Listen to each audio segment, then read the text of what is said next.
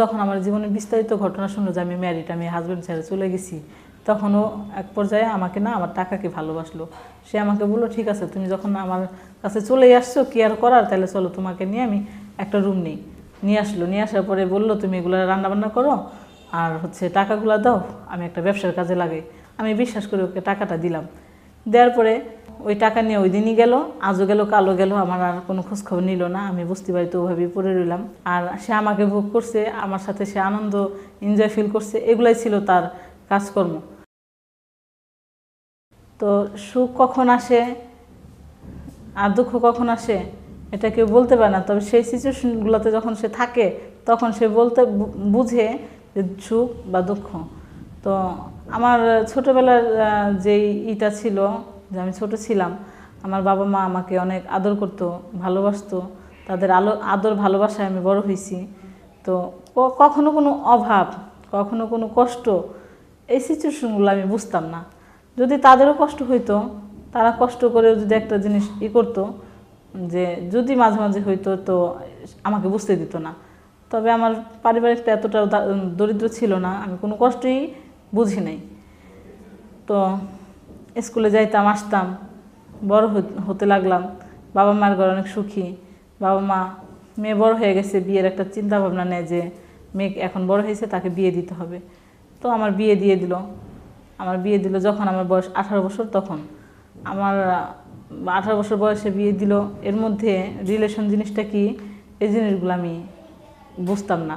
কেননা ভালোবাসার জিনিসগুলো আমি বুঝতাম না, কিন্তু ভালো লাগা বুঝতাম। যে আমার একটা বান্ধবী আছে, একটা বন্ধু আছে, তাদের সাথে আমি এই পড়ার নিচ্ছি বা ঘুরছি, বেড়াচ্ছি, খাচ্ছি, এরকম একটা আনন্দ ফিল করতাম। তবে যে একটা ভালোবেসে রিলেশন, এই জিনিসগুলো বুঝতাম না। আমার যখন বিয়ে হয়ে গেল, আমার হাজব্যান্ডের সাথে তখন খুব কম সময় আমি দিতাম। যে সে আগে যখন কাজ করে আসলে দেখা যাচ্ছে আমি তার খাবার টাবার বাইরে রেখা ঘুমায় পড়তাম, তার সাথে আমার রাত্রে কোনো কথা হইতো না। তো আমাকে সে ডাকতো না, সেও আইসা ফ্রেশ হয়ে খাওয়া দাওয়া করে সেও শুয়ে পড়তো।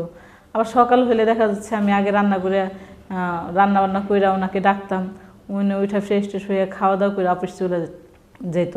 তো এমন করে যাচ্ছিল দিনকাল।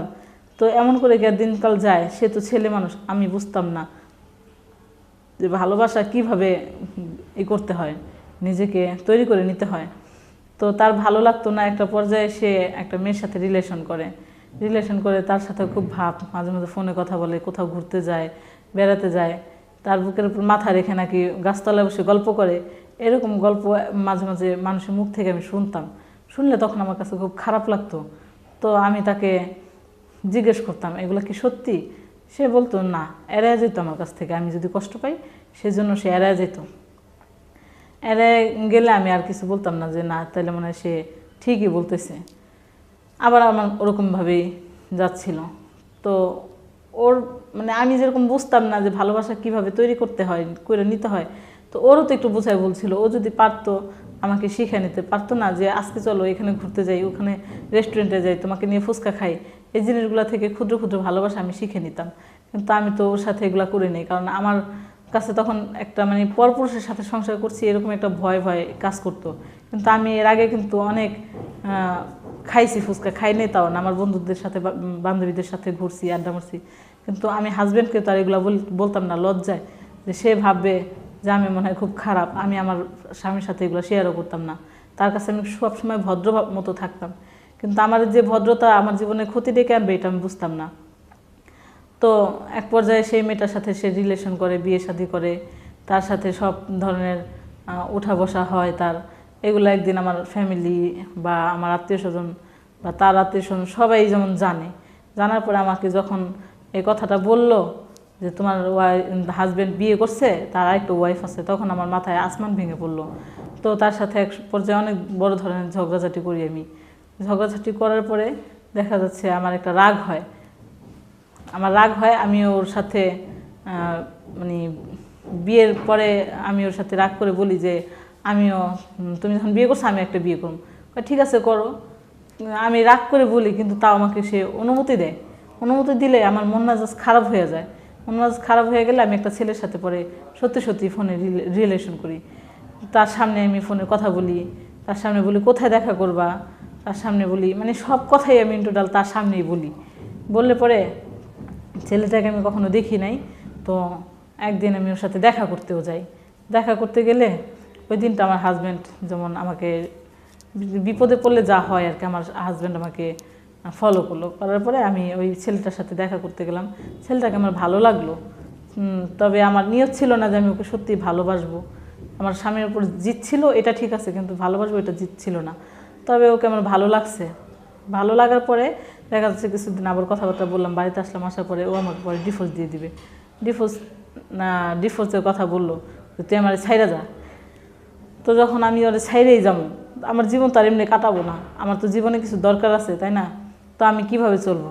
তা আমি বলছি তুমি ছাইরা দিলে তুমি দাও, আমি কেন ছাইরা দিব। আর আমি ছেড়ে দিলে তো আমি যে ওর কাছ থেকে কিছু টাকা পাবো দিনমোহরের, ওইটা তো আর আমি পাবো না।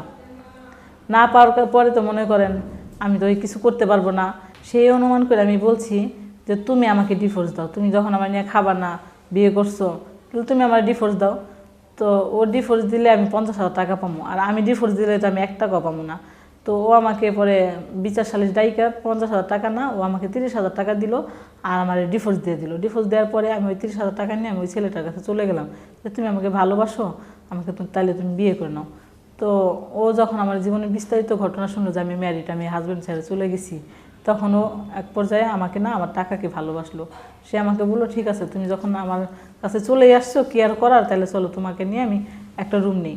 তো রুম নেওয়ার কথা বলে আমাকে নিয়ে গেল একটা বস্তি বাড়িতে। সেখানে অনেকগুলা টিনের ঘর ছিল, আর প্রত্যেকটা রুমের মধ্যে গ্যাদারিং, 2-3টা করে বাচ্চা, ফ্যামিলি বড়, মানে একটা ফ্যামিলির মধ্যে ম্যাক্সিমাম 5-6 জন করে মানুষ, এরকম একটা ফ্যামিলির মধ্যে বস্তি বাড়িতে আমার নিয়ে ঢুকলো। বাসা ভাড়া মনে হয় 1,000 টাকার মতো। তো ওই 1,000 টাকা অ্যাডভান্স দিল, আর আমার জন্য 2টা হাঁড়ি পাতিল আর কিছু শাকসবজি, মানে সামথিং কিছু খাবার খাবো এরকম আয়োজন করলো। নিয়ে আসলো, নিয়ে আসার পরে বললো তুমি এগুলো রান্নাবান্না করো, আর হচ্ছে টাকাগুলো দাও, আমি একটা ব্যবসার কাজে লাগাই, কারণ তুমি আর আমি আগামী দিনে সুন্দর করে চলতে পারি, বাঁচতে পারি। আমি বিশ্বাস করে ওকে টাকাটা দিলাম। দেওয়ার পরে ও ওই টাকা নিয়ে ওই দিনই গেল, আজও গেল, কালও গেল, আমার আর কোনো খোঁজখবর নিল না। আমি বস্তি বাড়িতে ওভাবেই পড়ে রইলাম। পড়ে থাকার পরে আজকে কালকে এরকম করতে করতে মাসের প্রায় শেষের দিকে চলে আসে। তখন বাড়ির মানুষগুলো আমাকে যেমন কানাঘুষা করে, কথাবার্তা বলে, কে আসছিল এসে। পরে আমি একদিন বিস্তারিত সব কথা বলি, বলার পরে খুব কান্না করি আর বলি যে এই ঘটনা। তো ওইখানকার একটা আপা আমার উপর খুব মায়া করলো, মায়া করে সে আমাকে নিয়ে একটা অফিসে চাকরি দিল। আমি তার সাথে কাজকর্ম করে কিছু টাকা ক্যাশ করলাম, কিছু টাকা ব্যাংকে রাখলাম, আর আমার হাতে কিছু টাকা ক্যাশ রাখলাম। আর সে টাকা দিয়ে আমি আবার নিজে একটা ব্যবসা শুরু করলাম, কাপড়ের দোকান দিলাম। দোকান দিয়ে কাজকাম করে যেই টাকাটা হইতো ওইটা আমি রাখতাম। এরকম করে করে ভালো টাকা এখন আমি উপার্জন করে রাখছি। আর ওই যে পালায় গেছে তার তো কোনো খোঁজ খবর নাই। আর আমার হাজব্যান্ডের সাথে আমি ডিভোর্স করে আসছি, সেখানেও যেতে পারবো না। এখন আমি কি করব? ওই যে উপার্জন করার পরে আমার ওইখানে আরেকটা ছেলের সাথে রিলেশন হয়।